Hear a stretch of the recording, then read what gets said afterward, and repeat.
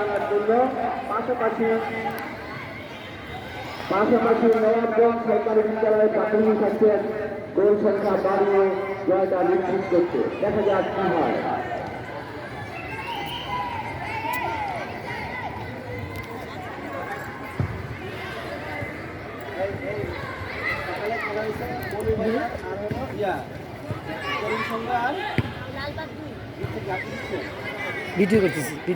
সকালবেলা খেলা হয়েছিল তরুণ সংঘ সরকারি প্রাথমিক বিদ্যালয় এবং লালবাগ ২ সরকারি প্রাথমিক বিদ্যালয় মেয়েদের বঙ্গমাতা শেখ ফজিলতুন্নেসা মুজিব প্রাথমিক বিদ্যালয় ফুটবল টুর্নামেন্টের ফাইনাল হয়েছিল।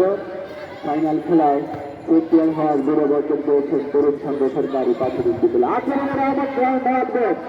সেভ করলো বল নবাবগঞ্জের মাঠে। দেখা যাচ্ছে আবারও আক্রমণ করতে আমার বল দেখা যাচ্ছে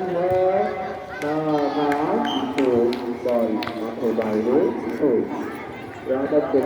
যেটা বলছিলাম বঙ্গমাতা শেখ ফজিলতুন্নেসা মুজিব ফুটবল টুর্নামেন্টের ফাইনাল খেলায় সকালে অনুষ্ঠিত হয়েছিল।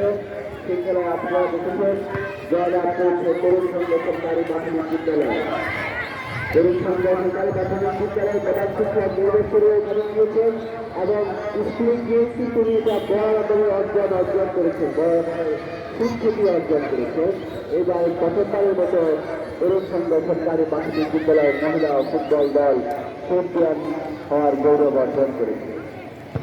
খেলা চলছে বঙ্গবন্ধু ফুটবল টুর্নামেন্টের ফাইনাল খেলা চলছে রহমতগঞ্জ সরকারি প্রাথমিক বিদ্যালয় এবং নবাবগঞ্জ সরকারি প্রাথমিক বিদ্যালয়।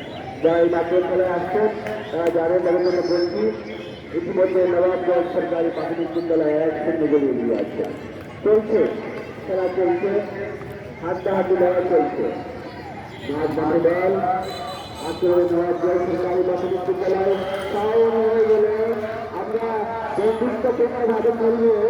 আমরা একজনকে আরেকজনে আক্রমণ করে খেলবো, খেলা আজকেই শেষ হয়ে যাবে, কিন্তু আমরা আমাদের বন্ধুত্ব পুরো গায়ে থাকবে। আমরা সেটা মনে রেখে স্মরণ থেকে আমরা খেলা খেলবো। আমরা বলটাকে করবো আক্রমণাত্মক ভাবে নয়, বিধিবদ্ধ আমরা বল দখল করবো।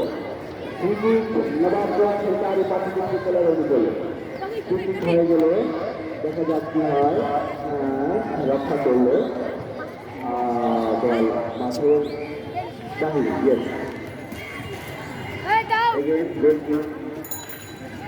রহমতগঞ্জ সরকারি প্রাথমিক বিদ্যালয়ের অনুকূলে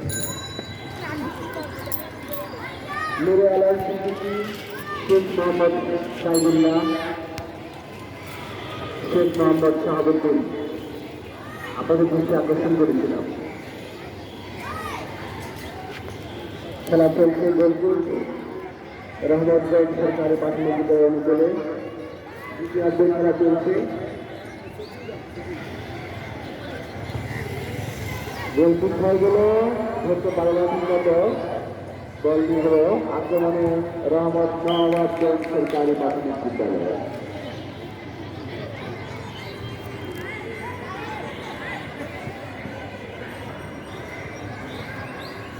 কয় মিনিট আছে গেলার?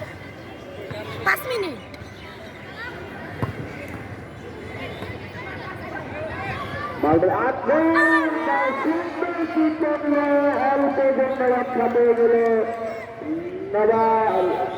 রহমতগঞ্জ সুন্দর ঠিক করছিল নবাবগঞ্জ, কিন্তু একদম গোলবার ঘুষে বল পানির পাশে বাড়ি চলে গেল।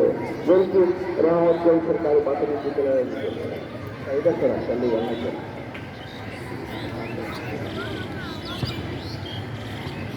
দ্বিতীয়ার্ধের খেলা চলছে, হাড্ডাহাড্ডি লড়াই চলছে।